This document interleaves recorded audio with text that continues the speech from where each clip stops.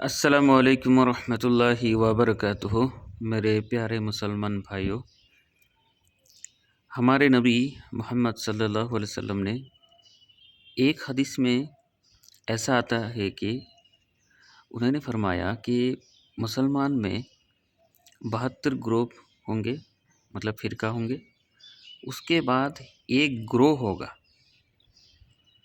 ان میں سے 72 فرقہ دوزخ میں جائیں گے اور ایک گروہ جو حق پر قائم ہوگا وہ جنتی ہوں گے۔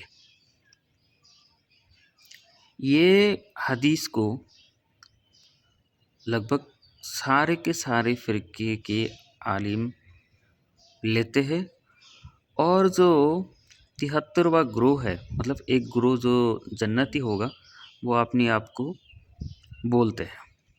مثلاً اہل الحدیث عالم یہ حدیث کو لیں گے اور بولیں گے کہ 73واں جو گروپ ہے نا وہ ہم ہیں۔ بریلوی عالم یہ لیں گے اور بولیں گے کہ یہ جو جنتی اور ناجیہ فرقہ ہے نا ہم ہیں۔ دیوبندی اپنے آپ کو یہ بولیں گے۔ تو اور ایک ہی ساتھ خود کو جنتی فرقہ بولیں گے اور باقی سارے کو جہنمی بولیں گے۔ یہ سب کو دکھ رہا ہے۔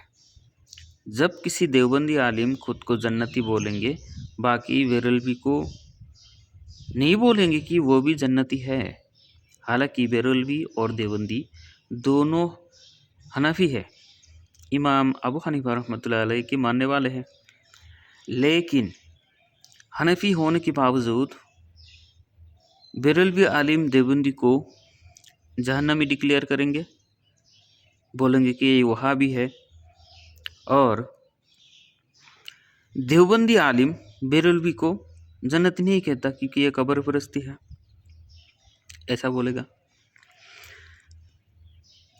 اہل حدیث ان لوگوں کو جنت نہیں بولیں گے کیونکہ ان لوگوں میں شرک بدعت ایسے پائے جاتے ہیں، ایسے بولیں گے۔ تو اپنے آپ کو ہر کوئی جنتی فرقہ بولتا ہے اور باقی کو دوزخ میں بھیج دیتا ہے۔ بات یہ آتا ہے کہ اس حدیث سے سارے کے سارے مسلمان ڈر جانا چاہیے،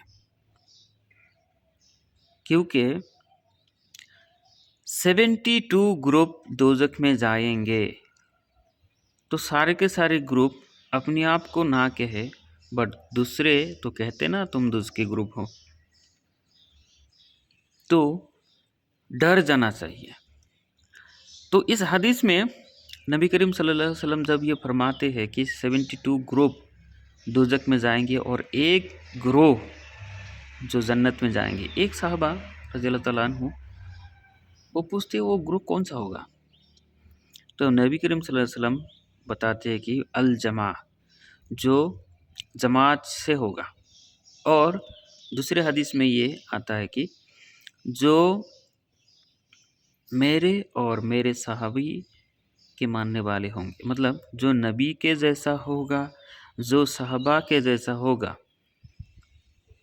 تو وہ انسان، وہ مسلمان جائے گا جنت میں اور وہ دوزخ میں نہیں جائے گا۔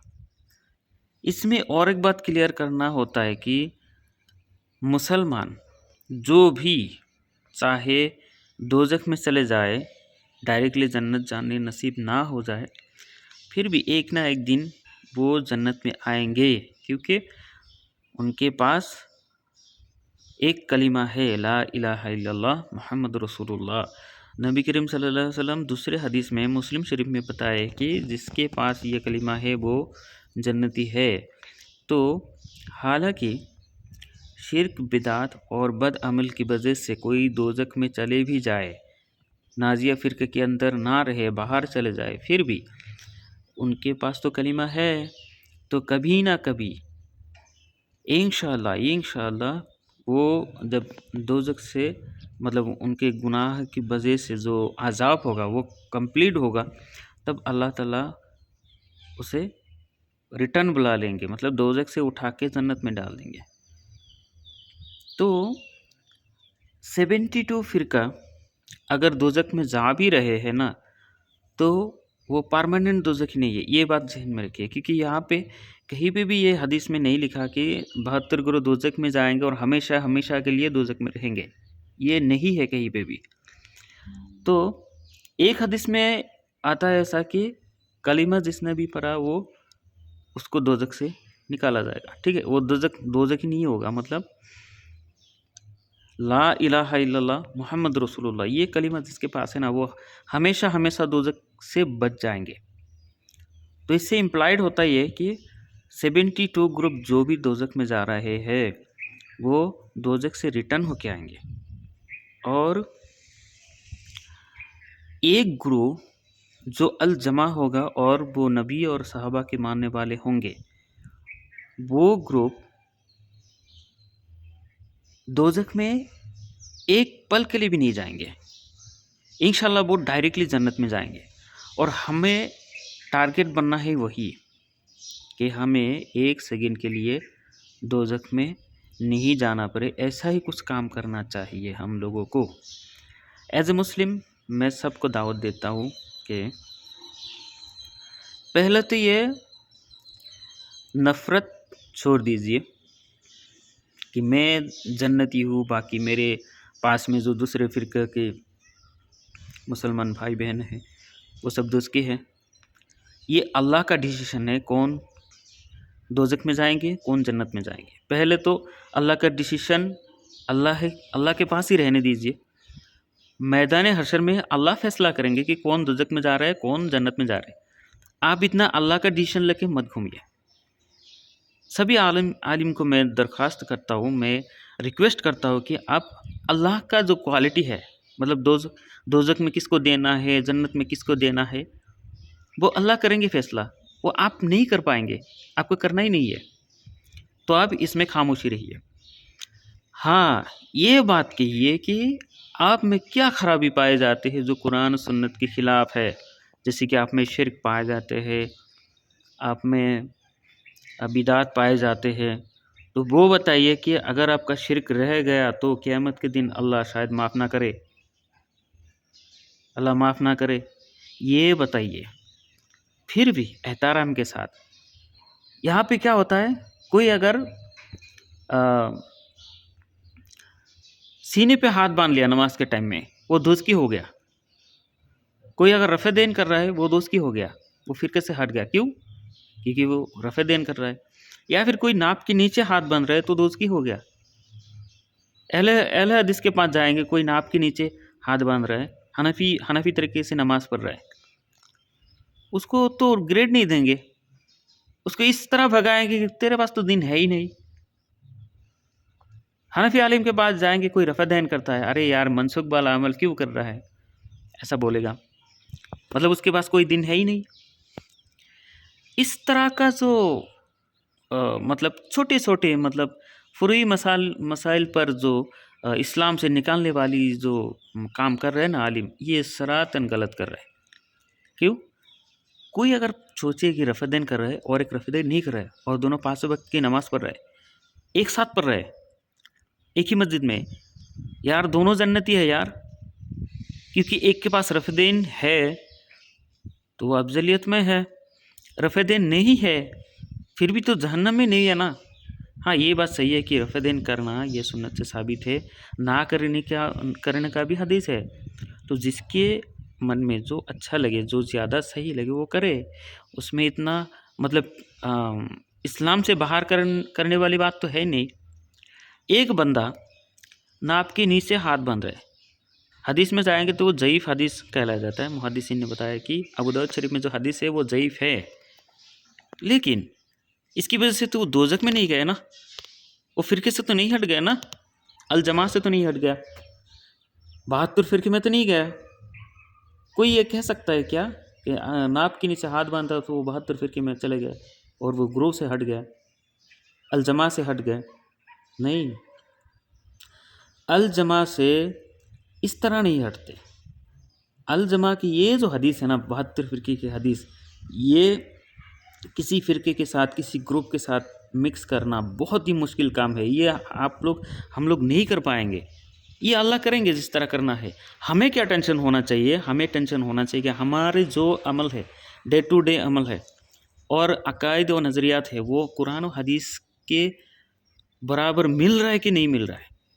میں تو نماز پڑھ رہا ہوں، 5 وقت کی پڑھ رہا ہوں کہ نہیں پڑھ رہا ہوں. میرے مطلب فرینڈ سرکل، میرے گھر میں، میرے گاؤں والے سب لوگ نماز پڑھ رہے کہ نہیں پڑھ رہے. تو ہم دیکھتے ہیں کہ اونلی ایک 10-20% لوگ جو مسجد میں آتے ہیں نماز پڑھتے ہیں، باقی 90% لوگ مسجد میں ہی نہیں آتے. اس کے پاس کیا دین ہے؟ کوئی عمل ہے ہی نہیں. 90% سے لوگ اراؤنڈ 90% لوگ جو ہمارے مسلمان ہیں، ان کو پتہ ہی نہیں ہے کہ قرآن میں اللہ کیا کہتا ہے. پتہ ہی نہیں ہے کہ اللہ نے کیا حکم دیا ہے، کیا بات کیا ہے. یہ جو آخری نبی پہ، ہمارے نبی محمد صلی اللہ علیہ وسلم پہ معجزہ آیا ہے کہ قرآن شریف ان پر نازل کر دیا گیا ہے. یہ اللہ کا کلام ہے اور بہترین کلام ہے. دنیا میں ایسا کوئی بک نہیں ہے جو قرآن کے مقابلے پہ آئے. اتنا اچھا کتاب ہے. اللہ ڈائریکٹلی بندہ سے کہہ رہا ہے، اپنی آیات پیش کر رہے، لیکن 80% لوگ پورا قرآن سورۃ الفاتحہ سے سورۃ الناس تک پتہ ہی نہیں کہ کیا چلا ہے، کیا بولا ہے اللہ تعالیٰ نے. یہ چیلنج کے ساتھ میں کہوں گا کہ 80% لوگوں کو پتہ ہی نہیں ہے. جو ان کے عالم نے 2-4 آیات بتایا ہے، بیچ میں کچھ بتایا ہے، بس اتنا ہی پتہ ہے. لیکن فرسٹ ٹو لاسٹ انڈرسٹینڈنگ کے ساتھ 80% لوگوں کو نہیں پتہ، 80% مسلمان کو نہیں پتہ. تو وہ کیا پڑھیں گے، کیا سیکھیں گے؟ ہدایت کیسا آئے گا؟ 80% لوگوں کو قرآن کا ترجمہ نہیں پتہ. ہاں، یہ بات صحیح ہے کہ ہر گروپ کے عالم نے، بڑے جو اچھے عالم ہیں، انہوں نے قرآن کی ترجمہ ہر لینگویج، ہر زبانی میں کر دیا ہے. بس لوگوں کو کرنا کیا ہے؟ ترجمہ والے قرآن لینا ہے اور اپنی پسندیدہ عالم سے پڑھنا ہے. بس پڑھ کے ایک بار دیکھنا ہے کہ اللہ تعالیٰ نے بولا کیا ہے. تو وہ کیسے، مطلب یہ کیسے ہوگا؟ یہ پاسبل کیسے ہوگا؟ لوگ مطلب نجات پا جائیں گے، سارے کے سارے گروہ میں آ جائیں گے. کیسے؟ گروہ کون سا ہوگا؟ جو اللہ تعالیٰ نے بتایا قرآن شریف میں حکم ہے، وہی تو ہوگا نا. پہلے تو وہ پڑھو. اسی لیے میں درخواست کرتا ہوں کہ یہ کسی کو بھی، عالم کو میں درخواست کرتا ہوں کہ کسی کو بھی، کسی ایز اے گروپ کو ٹوٹلی ڈینائی کر کے ایک دم دوزخ میں بھیج دینا، یہ غلط بات ہے. ایسا مت کیجیے. ہاں، جو عقائد و نظریات یا پھر عمل میں کوئی خرابی دکھ رہا ہے تو آپ احترام سے کہیے کہ میرے پیارے مسلمان بھائیوں، چاہے وہ شرک کرتا ہو، میں یہی جملہ بولوں گا، اگر کوئی مسلمان شرک بھی کرتا ہو نا، پھر بھی اس کے پاس کلمہ ہے، لا الہ الا اللہ محمد رسول اللہ، غلطی لگ گیا اسی لیے شرک کر رہا ہے. تو اسی لیے عالم کو میں بولتا ہوں کہ آپ ایسے بولے، میرے پیارے مسلمان بھائیوں، آپ جو عمل کر رہے ہیں یا پھر آپ کا جو گروپ ہے جو جس طرح کا عمل کر رہا ہے، اس میں شرک پایا جاتا ہے، یا یہ جو آپ نے کر رہا ہے اس حدیث کے مقابلے، یہ مطلب یہ عمل اس طرح ہو رہا ہے، اس کی وجہ سے شرک ہو رہا ہے یا پھر بدعت ہو رہا ہے.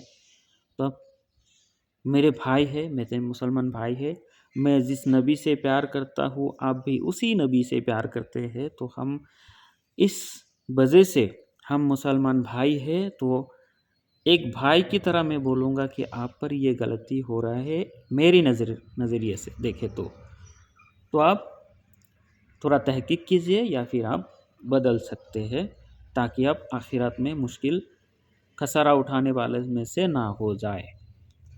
پھر بھی اگر آپ نہ بھی بدلے، پھر بھی آپ میرا بھائی ہے، میں آپ سے گلے مل کے رہوں گا انشاءاللہ. یہ ہونا چاہیے ایک عالم کا بیان، یہ ہونا چاہیے ایک عالم کا بیان.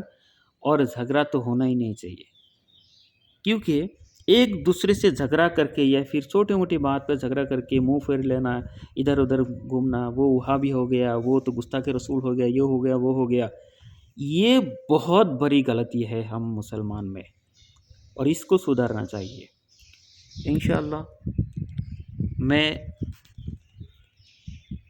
سوچتا ہوں کہ یہ عالم سمجھ کر پائیں گے.